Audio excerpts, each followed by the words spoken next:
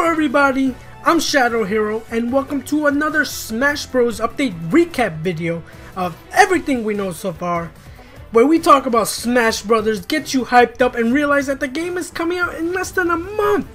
Can you believe it? We are less than a month away from knowing every single character in the game. Oh my god, that is crazy, but whatever. Let's move on with today's video, and as always, if any of you did not watch the previous video where we covered how online will work in Smash Brothers, I will leave a link in the description below for you to check it out. But today we are finally going to discuss the newcomers. Now the main reason why I was delaying this video is because I just had this feeling in my gut that we're going to get at least one more newcomer video before the Japanese release of the game. But at last, I cannot wait any longer. I know that some of you can't wait either. Now obviously, as the title of the video suggests, we will be covering everything we know about the newcomers. But some of the newcomers, we actually know less about them than what we actually know. So some of what I cover will be speculation, but anyway, let's not waste any more of your time. Let's dive into the first set of newcomers.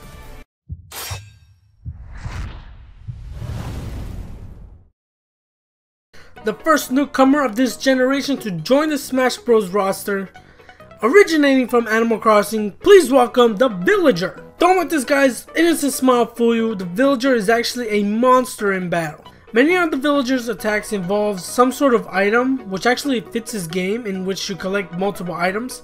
His tilts, his aerials, and even his dash attack are all good references to his game. His neutral special is called Pocket. Now, unlike Fox's Reflector, in which it immediately reflects a projectile, Villager can hold any projectile as long as he wants. At any point after he collects a projectile, he can send it out by pressing the button again. The Villager can not only collect projectiles, but he can collect items as well. His side special is called the Lloyd Rocket. The Villager fires a rocket which explodes on impact. By pressing the button again, the Villager will be able to ride on top of it and get a lot of distance. His up special is Balloon Trip, a great recovery move that allows the Villager to move through the air quickly. However, if a player can't think fast enough, the balloons can be popped, sending Villager crashing down. Finally, his down special is Timber, one of the most unique specials in the game. This move requires multiple turns of setup in order for it to be effective. Upon activating his down special the first time, Villager will plant a seed. After that, his down special turns into him pouring water onto the plant. At this point, the tree will be fully grown. However, Villager is still not done yet. Activating his down special one last time will have him slash with his axe. Unfortunately, the tree requires 2 good slashes for it to come crashing down. All this work to activate his Timber is what makes this move the most strategic move in the game. It will be interesting to see how players plan on making this move effective. Interesting note is that there are chances of hurting players before the tree even comes crashing down. The moment the tree is grown, any player that's on top of it when it comes out of the ground will be knocked away. And the Villager swinging his axe can cause some damage. Villager's final smash is called Dream House. Anyone in front of the Villager that gets caught will get a house built on top of them by Tom Nook and his nephews. And just to add insult to injury, the Villager blows up the house after celebrating its completion. Also, funny thing to note, Tom Nook and his nephews also get blown away. That's what he gets for putting so many people in endless debt. Villager's up smash is nothing crazy. It has him setting off a firework exploding above him. His side smash and his down smash are where things get interesting. His down smash plants anyone on either side of him in the ground. Because of this, Villager has enough time to combo into his side smash for some real damage, making him one of the only characters in the game to be able to combo with his smash attacks. His up and down aerial actually fluctuate between multiple turn-ups, each dealing different levels of damage.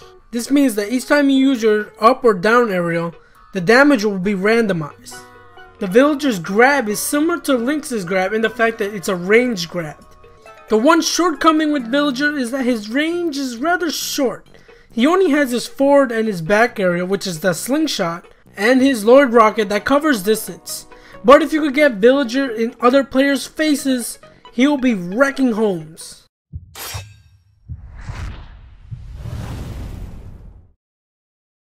Capcom's beloved and most highly requested character for the longest time, Mega Man, finally joins the fray. As everyone knows, Mega Man's true power comes off of the abilities he gains from defeating bosses. This is exactly where many of Mega Man's moves originated from. His aerials, his smash attacks, and his specials all reference many Mega Man bosses. Neutral Special is called Metal Blade. It's an omnidirectional projectile. You're able to fire the Metal Blade from multiple directions around Mega Man. His side special is Crash Bomber. It acts in a similar way to the Sticky Bomb item. The bomb latches onto a character and it will explode after a few seconds. However, like the Sticky Bomb, the Crash Bomb can be sticked onto Mega Man. His up special is Rush Coil. Like Sonic's up special, Mega Man summons Rush, allowing him to spring upwards. Finally, his down special is the Leaf Shield. Like the original game, Mega Man creates a shield around him. The shield can actually block projectiles up to 4 times. However, Mega Man cannot do anything else while the barrier is up. The only thing he can do is throw the barrier as a projectile. While there is no official name, let's call it Mega Man's final smash, Mega Man Legends. Mega Man starts off initially firing a black hole, pulling anyone inside the void. Then cameo powers activate. Mega Mans from different games join alongside the original.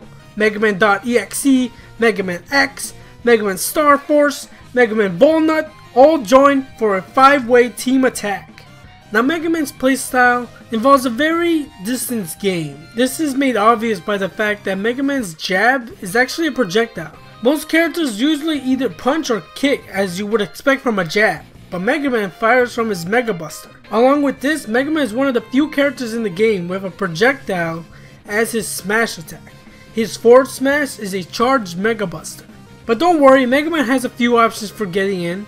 He has his sliding from the Mega Man games, and shoutouts to Marvel vs. Capcom with his Mega Upper. Mega Man is definitely one of the interesting characters, not just because he's a newcomer, but the fact that his playstyle is much different compared to anyone else in the cast. While I can't see how I would make this character work, I'm sure that players that want to main Mega Man definitely find what makes him work and will exploit the hell out of it.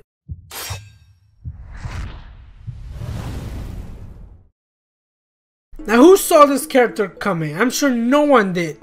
No, the Gamatsu Elite does not count. Don't even mention it.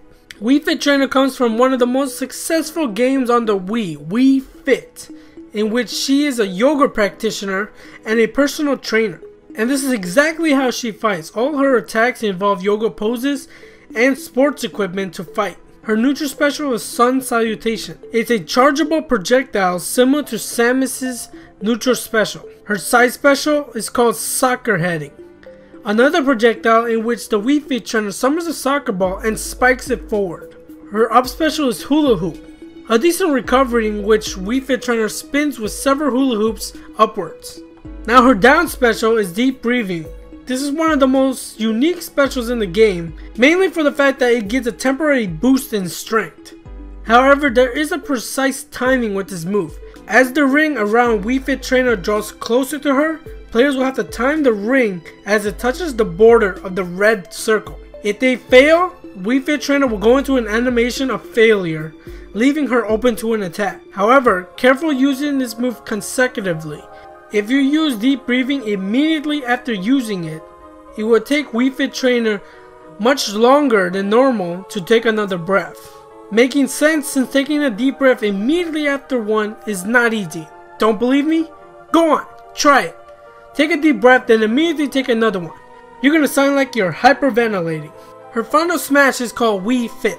She fires multiple silhouettes of her yoga and exercise poses, damaging any player in front of her. One of the unique things about Wii Fit Trainer is her jab combo. The end of her jab combo actually plants players into the ground. But as I said earlier, all of her attacks involve some sort of yoga pose or exercise poses. I would never have guessed a character like this would ever be part of the Smash Bros roster. But I'm so glad that Sakurai has such the creative mind to include her and make her such a super fun character.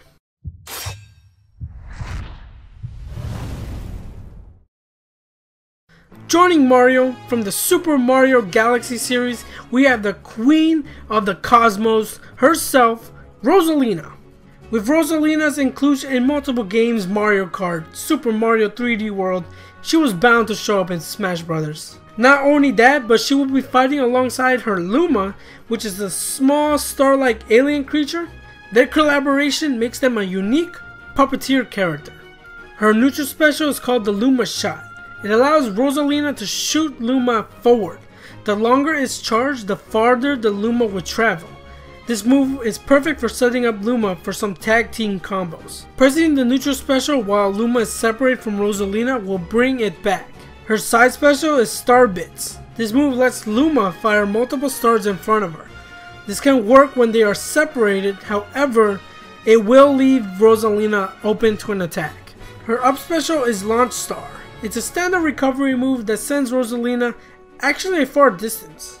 Finally, her down special is Gravitational Pull, a unique special that can actually draw in multiple items closer to Rosalina. Not only that, but it can also negate the effects of projectile attacks. Her final smash is called Power Star. She summons a Power Star right above her that fires multiple tiny stars, after which the Power Star will explode and knock back any character that's caught within the explosion. Rosalina's final smash, sad to say, is one of the most disappointing final smashes for the newcomers. Really wish she had something a little more epic, but whatever. I'm limp on her final smash, but it's all good. Both Rosalina and Luma have their own unique moves for aerials and smash attacks. Luma mainly attacks with punches and kicks from his little hands and his little legs. Nothing super crazy and exciting. Rosalina, however, she's much different. Some of her aerials, her forward smash, and even her tilts utilizes galaxies to deal damage. Now, Rosalina is generally a heavyweight character in multiple games, like Mario Kart. Now, while that's definitely the case in Smash Bros., there is some feeling of floatiness when it comes to her movement, especially in the air. This has led many to believe that she's a lightweight character like Mewtwo from Melee. However, just to clear things up, she is a heavyweight. It's not super crazy like Donkey Kong or Bowser, but she is one of the heaviest characters in the game. No disrespect, Rosalina. In addition to Luma fighting, Luma can also take damage and even be destroyed. Like every other character in the game, Luma can gain damage percentage. If Luma takes enough damage, it can be blown off screen and destroyed. This will leave Rosalina alone for some time. After a while though, Luma will spawn in, sometimes with a different color. Sad to say that these color variations have no effect on Luma's strength or anything. It's merely an aesthetic effect. But as I said earlier, Rosalina plays like a puppet character. Because of this, she requires some time in the lab. No doubt that she will have many combo potentials with Luma, but playing Rosalina during the demo with random people with items everywhere, yeah, not the best place to learn how to use her.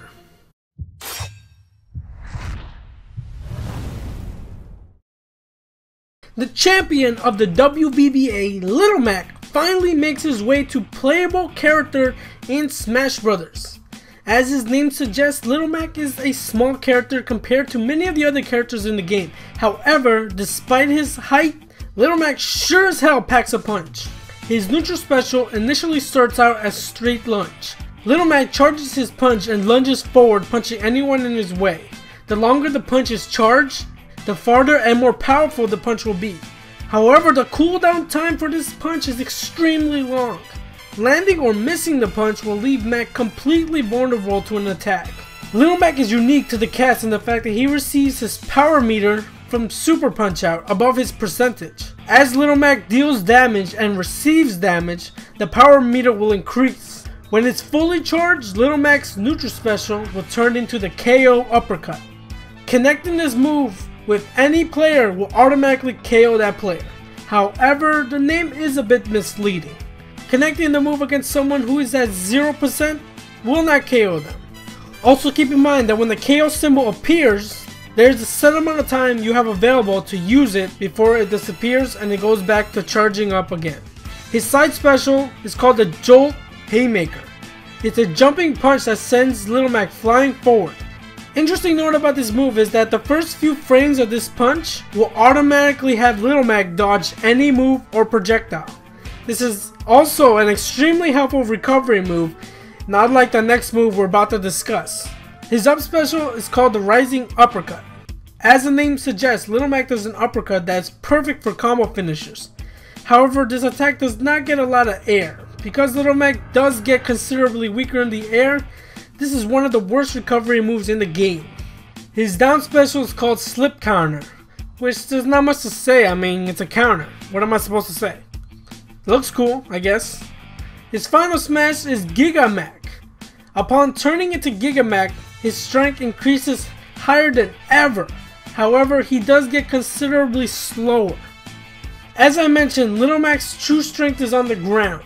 All his smash attacks and his tilts are extremely powerful and super fast. Not only that, but many of his attacks have super armor, allowing him to withstand any attack while still dealing blows. However, when he gets into the air, he loses everything that makes him a powerhouse. His attack has crazy amount of startup time, they do less damage than ever, and the time it takes for him to recover from those attacks is pathetic. And like I said, his up special is the worst recovery ever. So you definitely want to keep Little Mac out of the air as best as possible. Keep him on the ground and he'll be wrecking everyone. But besides his shortcomings, Little Mac has definitely turned out to be one of the most unique and fresh characters to join the fight.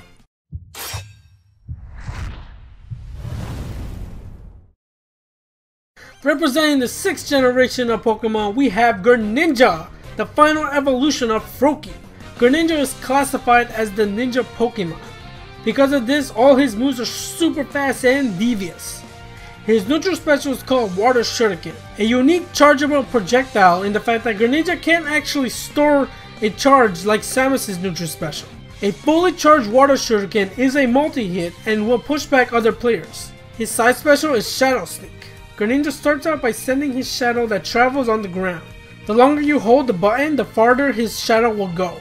By releasing the button, Greninja will appear at where his shadow ends and attacks anyone in that position. Interesting note is that Greninja can actually move while he's charging this attack. His up special, I'm not really sure what kind of move Greninja is using here. My best guess would be Hydro Pump, but others say it could be Aqua Jet. However, Greninja can't normally learn Aqua Jet.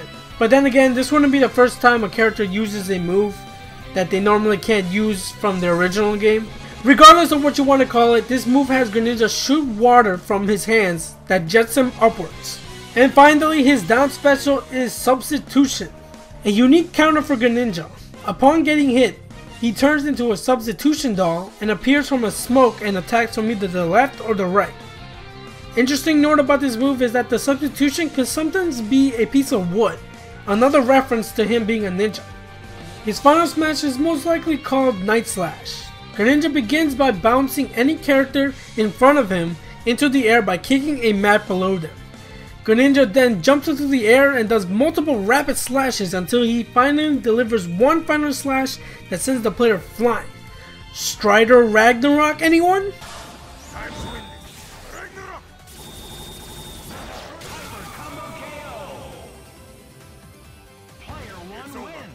Some of Greninja's smash attacks and his forward aerials have Greninja create water swords to attack, which makes absolutely no sense, but it looks awesome. But overall, Greninja is truly an amazing character. He's definitely one of the most combo potential newcomers so far. All his moves are super quick and can help juggle other players and set them up for combos. No doubt that Pokemon fans and Ninja fans alike will definitely want to main this badass.